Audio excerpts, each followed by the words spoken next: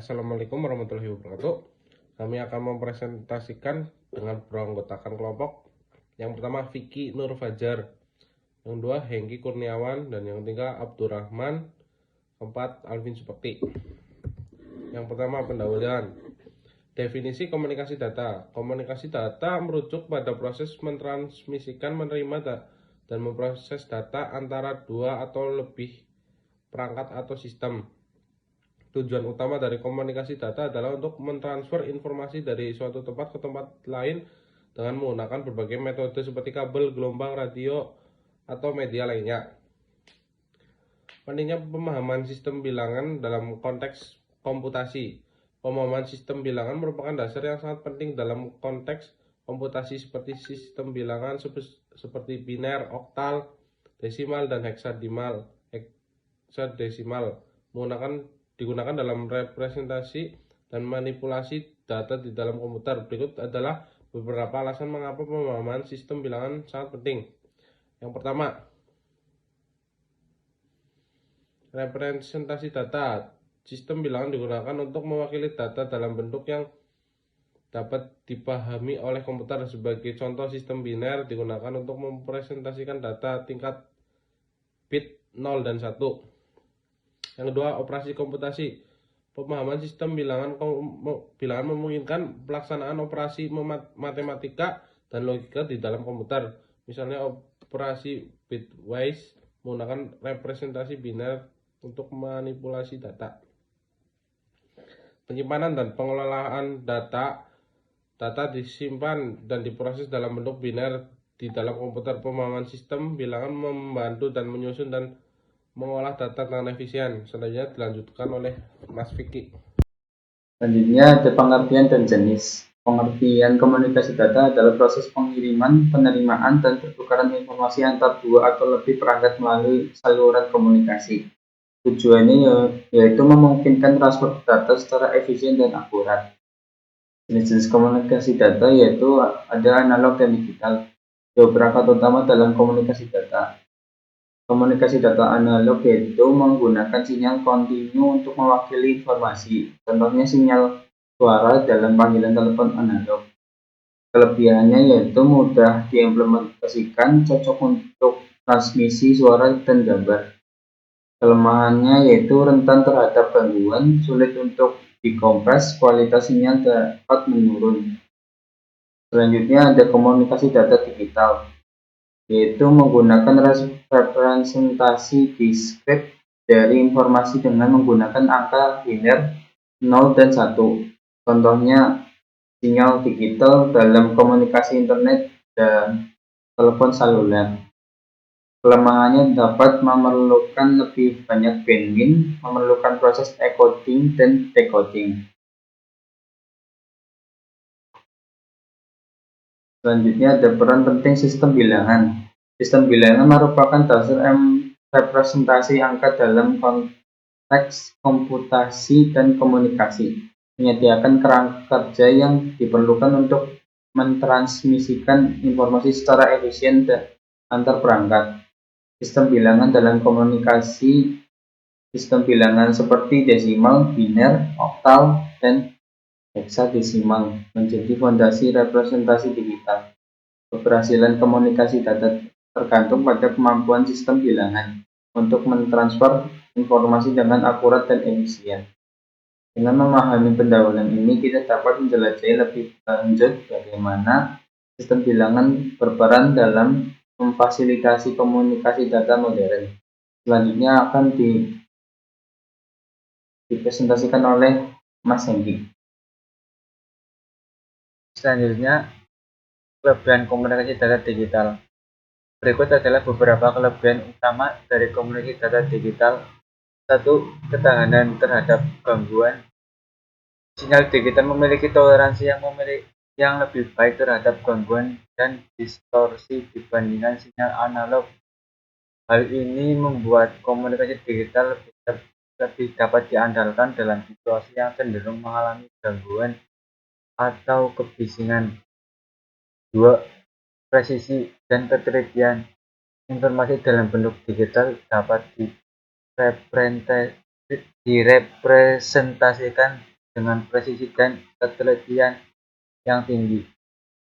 Bit yang merepresentasikan data dapat diterjemahkan secara pasti, sehingga kesalahan dalam transmisi dapat dideteksi dan diperbaiki. 3. Kompresi dan penyimpanan data digital dapat dikonversi dengan lebih efisien dibandingkan data analog. Hal ini memungkinkan penyimpanan dan transmisi data dalam skala besar dengan menggunakan ruang yang lebih kecil. 4. Fleksibilitas dalam pengolahan data digital dapat dengan mudah diolah dan dimanipulasi menggunakan perangkat lunak komputer. Ini memberikan pemindahan informasi yang lebih mudah. Kemudian data digital dapat dengan mudah dipindahkan dari suatu tempat ke tempat lain melalui media penyimpanan digital atau jaringan komunikasi. Hal ini memfasilitasi pertukaran informasi secara cepat dan efisien. Selanjutnya, konversi bilangan bulat. Sistem bilangan dasar. Pengantar bilangan bulat dapat dipresentasikan dalam berbagai sistem bilangan. Contoh, desimal, basis 10, biner, basis 2, oktal, basis 8, heksadesimal, basis 16, konversi ke biner. Proses mengonversi bilangan bulat ke representasi biner. Contoh, 27 desimal ke biner sama dengan 11011. Konversi ke oktal dan heksadesimal. Cara konversi ke sistem bilangan lain seperti oktal dan heksadesimal. Contoh, 27 desimal ke oktal, 33 ke heksadesimal sama dengan 1B. Konversi dari biner, oktal, dan heksadesimal ke desimal. Menunjukkan cara mengonversi bilangan dari sistem lain ke desimal. Contoh, biner 11011, desimal sama dengan 27. Oktal 33 ke desimal sama dengan 27. Heksadesimal 1B ke desimal sama dengan 27. Pentingnya konversi bilangan bulat. Ilustrasi bagaimana mengonversi bilangan bulat digunakan dalam komputasi dan pemrograman. Ketelitian sama dengan perhatian terhadap kehilangan informasi selama konversi. Pemahaman pangkat. Pangkat menentukan nilai posisi setiap digit dalam suatu bilangan. Dalam sistem desimal pangkat 10, sedangkan dalam sistem biner, oktal, dan heksadesimal pangkat adalah pangkat 2, 8, dan 16. Cara turut konversi antar sistem bilangan. Pemahaman konversi antar sistem bilangan penting. Misalnya, untuk mengonversi bilangan biner ke desimal, kita mengalihkan setiap digit biner dengan pangkat 2 sesuai posisi dan menjumlahkannya. Sebaliknya, untuk mengonversi desimal ke biner, kita melakukan pembagian desimal dengan 2 dan mencatat sisa dari setiap pembagian. Representasi bit dan byte. Bit binary digit adalah unit dasar dalam komputasi mempresentasikan nilai 0 atau 1. Byte terdiri dari 8 bit dan merupakan unit dasar penyimpanan informasi dalam komputer. Pemahaman ini penting dalam konteks penyimpanan dan manipulasi data. Manipulasi bitwise. Operasi bitwise melibatkan manipulasi bit suatu bilangan. Operasi ini dapat digunakan untuk melakukan operasi logika seperti AND, OR, XOR, dan shift bit. Pemahaman ini krusial dalam pemrograman rendah tingkat dan pengoptimalan performa. Subnetting pada sistem biner. Dalam jaringan komputer, terutama pada protokol IPv4, subnetting melibatkan pembagian suatu jaringan menjadi subnet-subnet yang lebih kecil. Pemahaman biner membantu dalam manipulasi alamat IP dan pengaturan subnet. Selanjutnya akan dibacakan oleh Abdurrahman. Baik, yang selanjutnya yaitu sistem bilangan. Sistem bilangan merupakan cara untuk mempresentasikan nilai dan kuantitas dalam bentuk angka. Beberapa sistem bilangan yang umum digunakan dalam dunia komputasi dan matematika adalah sistem desimal, biner, oktal, dan heksadesimal. Berikut adalah penjelasan singkat tentang masing-masing sistem bilangan. Yang pertama yaitu desimal. Base-nya sampai 10, dasarnya adalah 10, simbolnya 1 sampai 9.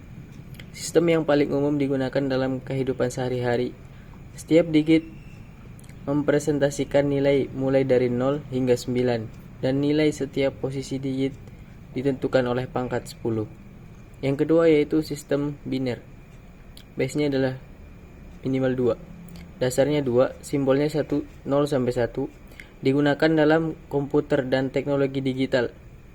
Setiap digit mempresentasikan nilai 0 atau 1, dan nilai setiap posisi digit ditentukan oleh pangkat 2. Yang ketiga yaitu sistem oktal. Base-nya adalah sampai 8, dasarnya 8, simbol 0 sampai 7. Kurang umum digunakan namun terkadang muncul dalam pemrograman. Setiap digit mempresentasikan nilai dari 0 hingga 7, dan nilai setiap posisi digit ditentukan oleh pangkat 8. Yang keempat yaitu heksadesimal.